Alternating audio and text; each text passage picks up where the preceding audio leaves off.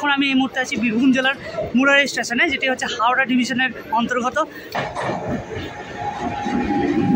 শিয়ালদা থেকে প্রায় এই মুরারি স্টেশন 244 কিলোমিটার, প্রায় দাঁড়িয়ে এসেছি। তো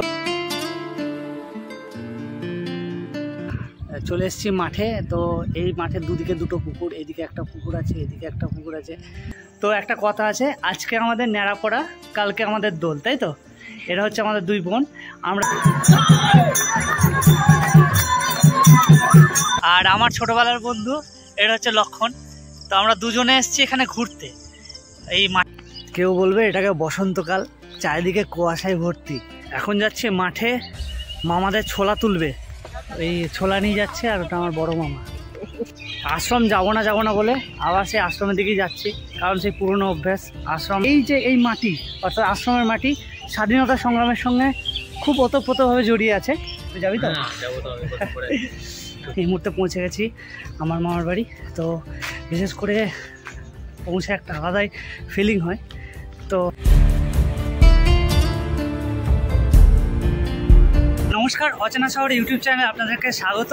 তো একটা ভেরি গুড মর্নিং দিয়ে আজকের এই ভিডিও শুরু করছি। এখন আমি এই মুহূর্তে আছি বীরভূম জেলার মুরারি স্টেশনে, যেটি হচ্ছে হাওড়া ডিভিশনের অন্তর্গত।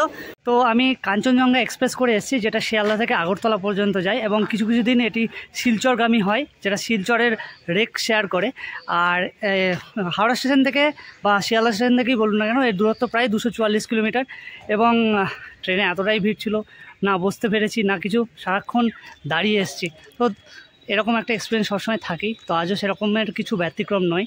এই স্টেশন থেকে আমাকে যেতে হবে আমার মামার বাড়ি, সেটা এখান থেকে প্রায় 14 কিলোমিটার। তো টোটো অটো যেটা করে হোক। এবং আজকে অনেক দিন পর এদিকে এসেছি। এই যে স্টেশন বলুন বা এই এরিয়া বলুন, আমার ছোটোবেলাকার খুব স্মৃতি, কারণ আমি এখানেই বড় হয়েছি, মানুষ হয়েছি। এখানকার যে মাটির টান, এটা আমাকে খুব টানে। তো ছুটি পেয়েছি, চলে এসেছি। অনেক দিন ধরেই ভাবছিলাম। তো 2 বছর আগে কালী পুজোতে আপনাদেরকে এই সেম জায়গা দেখেছিলাম। আবারও এই জায়গাটা আপনাদের সামনে এক্সপ্লোর করব এবং বিভিন্ন জায়গা এক্সপ্লোর করব এবং খুব মজা করব। তো চলুন যাওয়া যাক।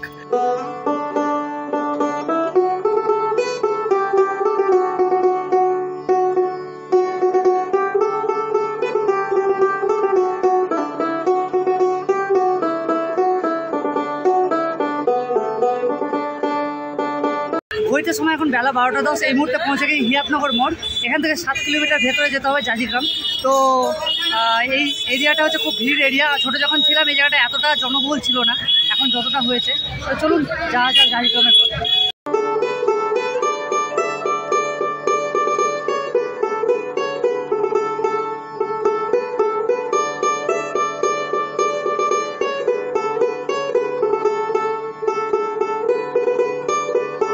ঘড়িতে সময় প্রায় বেলা 1:45। এই মুহূর্তে পৌঁছে গেছি আমার মামার বাড়ি।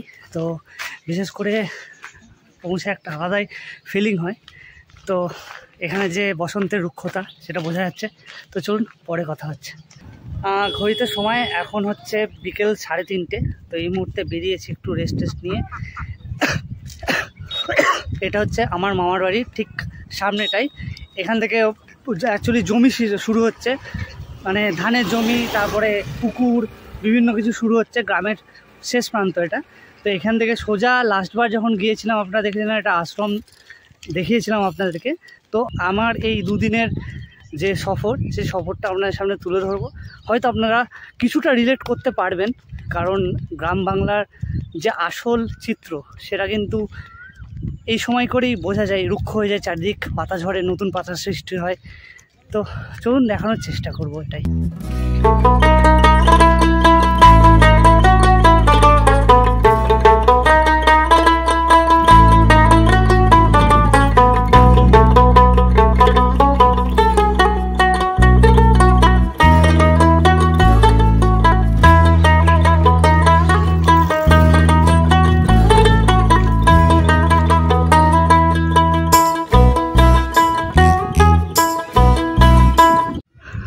চলে এসেছি মাঠে। তো এই মাঠের দুদিকে দুটো পুকুর, এদিকে একটা পুকুর আছে, এদিকে একটা পুকুর আছে, মিডিলে বসার জায়গা।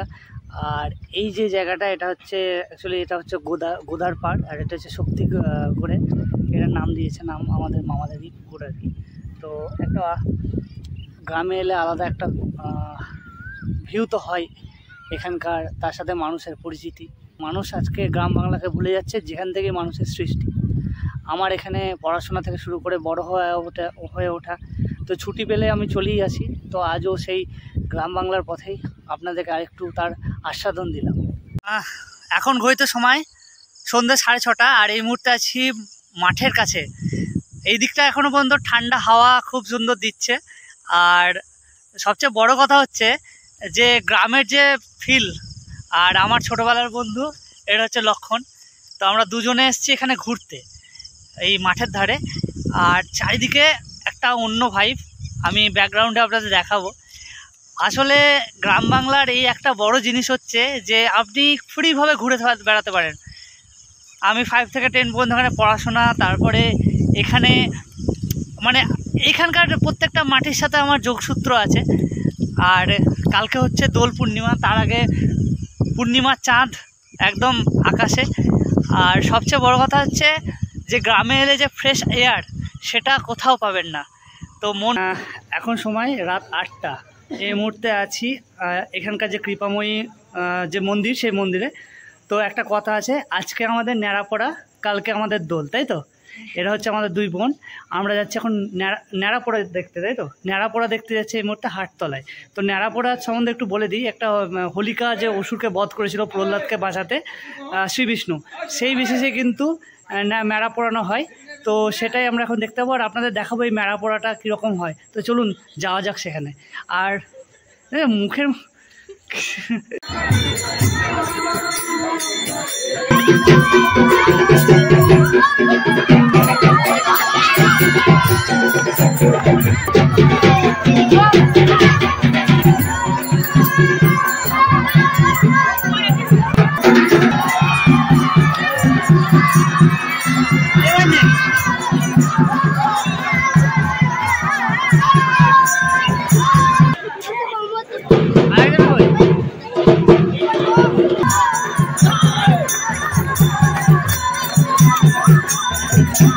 Very good morning from Jajigram, Birbhum.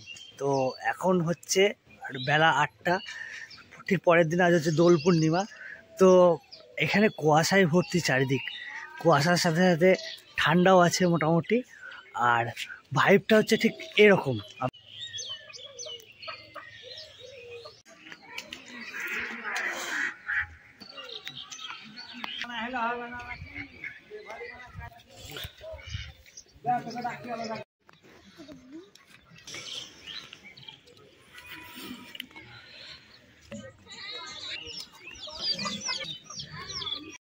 কেউ বলবে এটাকে বসন্তকাল, চারিদিকে কুয়াশায় ভর্তি।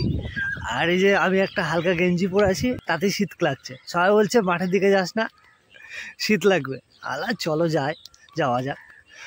তো এখানে এখন এই মুহূর্তে সবচেয়ে বড় কথা হচ্ছে আমি সামনের দিকে যাব। এখন সামনে হচ্ছে মাঠ, কিছুই সামনে ভিজিবল নয়। আর এটাই হচ্ছে মেন জিনিস যেটা ফিল করা যায়, বিশেষ করে গ্রামে না এলে সেটা বোঝা যায় না। তো আপনাদের সামনেটা শুধু দেখাচ্ছি কি হারে কুয়াশা হয়েছে। এটা হচ্ছে ঠিক মাঠের শুরু, এখান থেকে এখন হচ্ছে দিগন্ত ঘেরা পুরো মাঠ। চারিদিকে এখন এই মুহূর্তে ধানের চাষ হচ্ছে। আর এই পাশে হচ্ছে শীতল সিং, লক্ষণ সিং এই দিঘিটার নাম হচ্ছে। আর এই রাস্তাটা সোজা চলে যাচ্ছে, মানে এধার দিয়ে জঙ্গিপুর যাওয়া যাবে। কেউ বলবে এখন এটা বসন্তকাল, চারিদিকে শুধু কুয়াশা। হতে পারে মানুষের এখন জীবনযাত্রার মান অনেক চেঞ্জ হয়েছে, হতে পারে মানুষ এখন অনেক আধুনিক হয়েছে, কিন্তু একটা জিনিস মাথায় রাখতে হবে, সেটা হচ্ছে মানুষের এখনও সেই পরিবেশটা গ্রামে কিছু না হলেও এখনও থেকে গেছে, যেখানে মানুষ একে অপরকে চেনে, মানুষ একে অপরকে এখনও পর্যন্ত বিপদে আপদে পাশে দাঁড়ায়। এখন অবধি মানুষের মধ্যে সেই মানসিকতা আছে আপনাকে আতিথেয়তা দেওয়ার। তো এটা কেউ মাইন্ড করবেন না, এটা শহরের থেকে গ্রামে কিন্তু এখনও পর্যন্ত এই জিনিসটা বহাল রয়েছে। তো গ্রামে এলে প্রত্যেকটা মানুষ কেমন আছো, এত বছর পরে দেখা, একটা হাসি মুখে অভ্যর্থনা, এটা অনেকটা বড় পাওনা বলতে গেলে। বিশেষ করে আমার কাছে, আমি যখনই আসি মানুষজন আমাকে এতটাই সমাদর করে, সেটা খুবই ভালো লাগে। তো সেটা এখানে না এলে বুঝতে পারি না। আমার নিজের বাড়ি গেলেও এতটা বুঝতে পারি না যতটা না এখানে বুঝতে পারি। এখন যাচ্ছে মাঠে, মামাদের ছোলা তুলবে, সেই জন্য ছোলা কাঁচা ছোলাই তুলবে, কারণ একটু বেশি পাকলে খাওয়া শেষ করে দেবে মাঠেই। তো ওই জন্য এখন বড় মামা গেছে ছোলা তুলতে, মানে ওই ট্রলি গেছে, তা ভ্যান গেছে, ভ্যানে করে ছোলা তুলবে। আর আমিও দেখলাম যে এই সুযোগে আমিও যাই, অনেক দিন যাইনি। আর এই যে এগুলো সবই মামাদের আর কি জমি আছে, এইটা পুকুর, পরপর দুটোই পুকুর হচ্ছে মামাদের। ছোলা তোলার কাজ চলছে, আমি ওখানেই আর কি যাবো এখন। দেখি, অনেকদিন পরে এদিকে এলাম, প্রায় 5-6 বছরের ওপর হলো এদিকে আসিনি।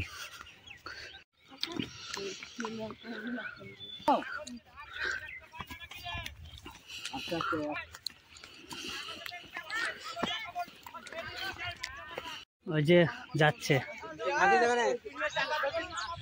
ওই ছোলা নিয়ে যাচ্ছে, আর ওটা আমার বড় মামা।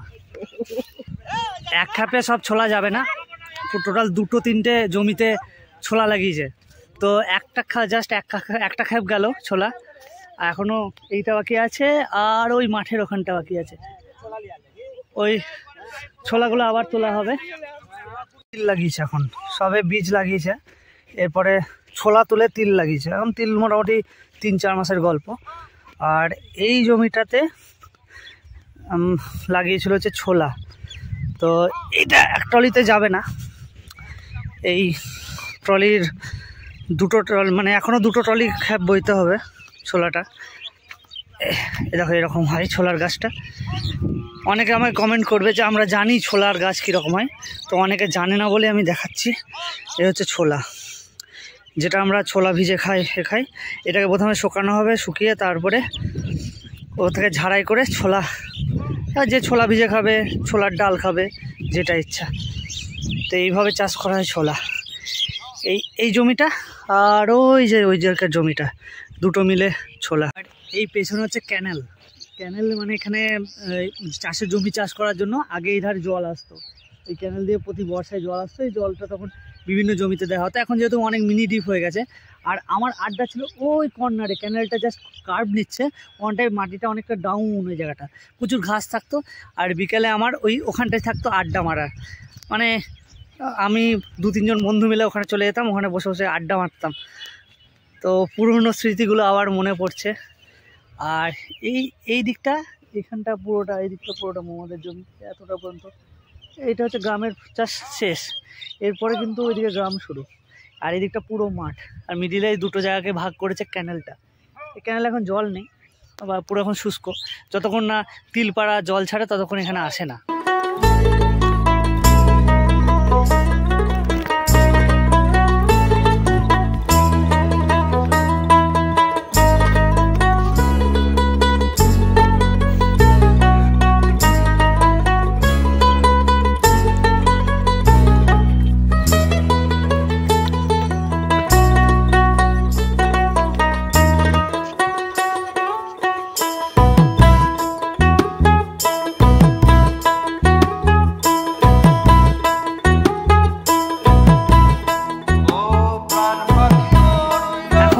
বিকেল 4:30। তো এই মুহূর্তে আছি, কালকে যে সন্ধ্যেবেলায় যে জায়গাটায় ছিলাম আজ সেই জায়গাতেই আছি। এটা পুরো হচ্ছে এদের পুকুর পাড়। আবার এসছি কারণ আজকেই হচ্ছে আমার শেষ দিন এখানে থাকার, কারণ আজ রাত্রি ট্রেন আছে। যে এইসব জায়গায় আমরা ছোটোবেলায় খুব ঘুরে বেড়াতাম, এই লক্ষণের সাথেই ঘুরে বেড়াতাম। আর এই সামনে ছিল একটা পাহাড়ের মতো উঁচু করা ছিল, পাহাড় না ওটা মাটির ঢিবি ছিল, আমরা ওটাতে পাহাড়ে উঠতাম। তারপরে একটা জাম গাছ ছিল, জাম গাছে চড়তাম।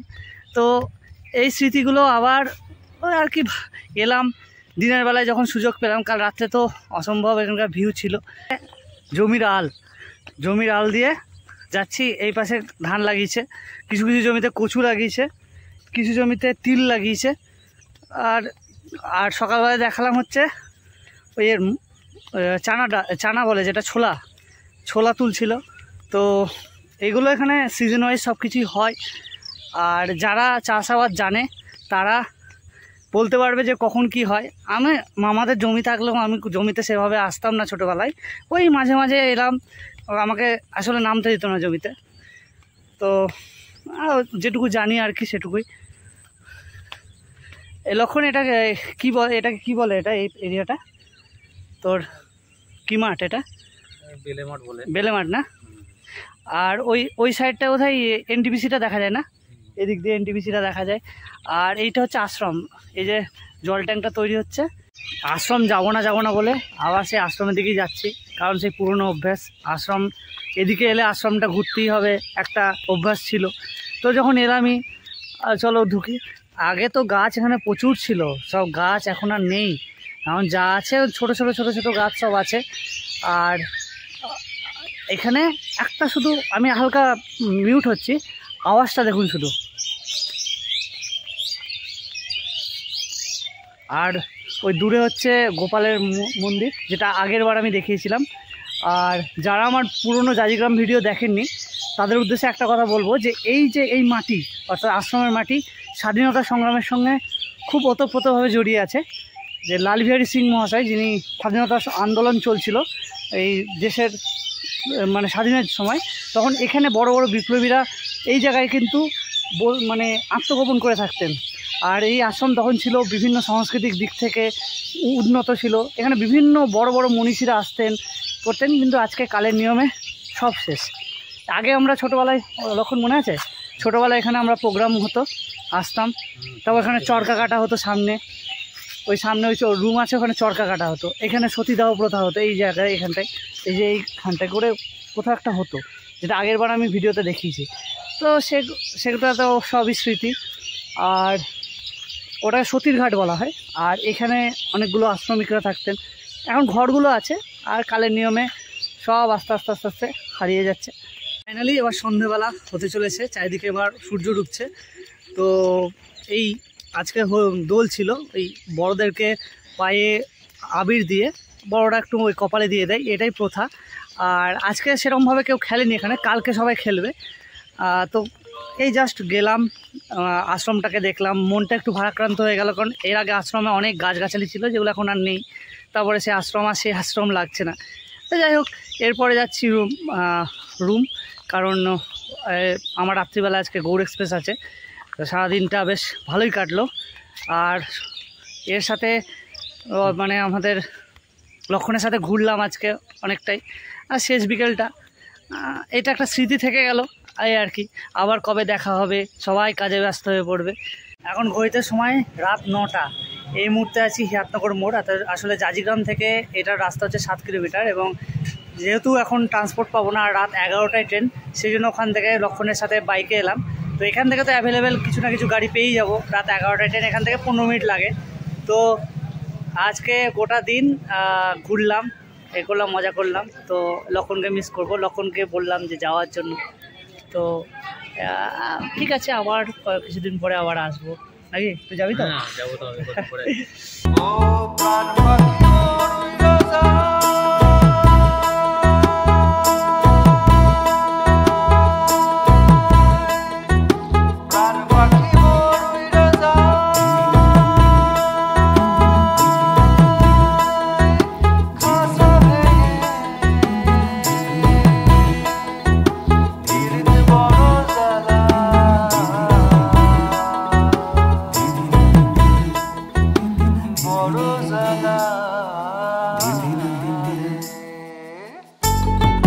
পৌঁছে গেছি মুরারি স্টেশন। এখানে আমাকে মালদা টাউন থেকে শিয়ালদা গৌড় এক্সপ্রেস, যেটা 11টা23-এ এখানে আসবে, এবং যেটা শিয়ালদাতে পৌঁছাবে অলমোস্ট 5টা থেকে, ভোর 5টার দিকে। তো আমার টাইমিংটা ঠিক আছে, রিজার্ভেশন করা আছে।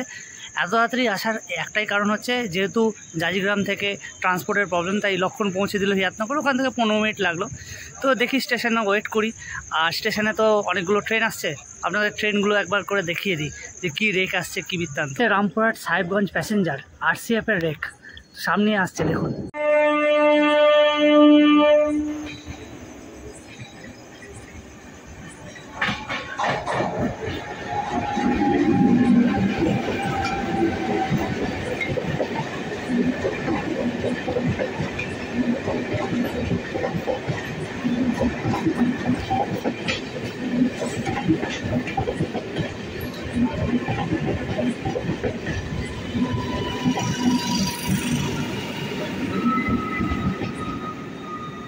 আসছে জামালপুর রামপুরহাট স্পেশাল প্যাসেঞ্জার 3 নম্বর প্ল্যাটফর্মে আসবে।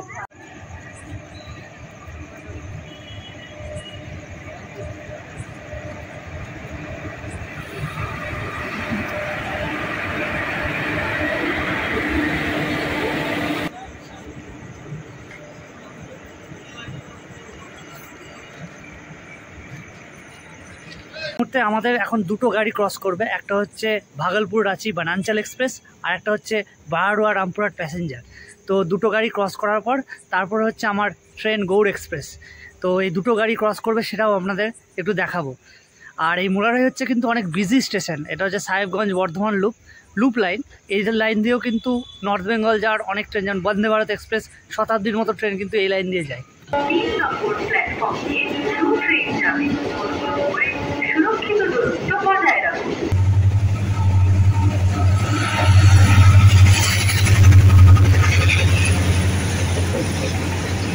এবার আসছে ভাগলপুর রাঁচি বনাঞ্চল এক্সপ্রেস।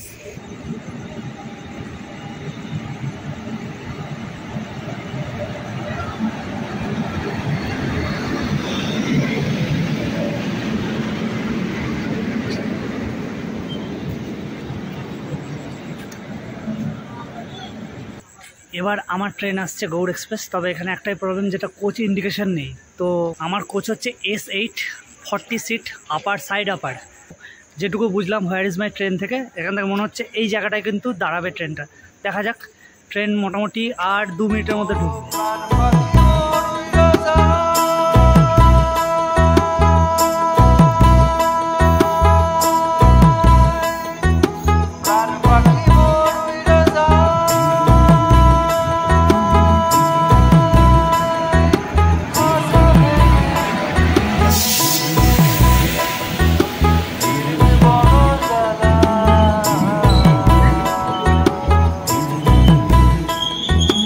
Morozala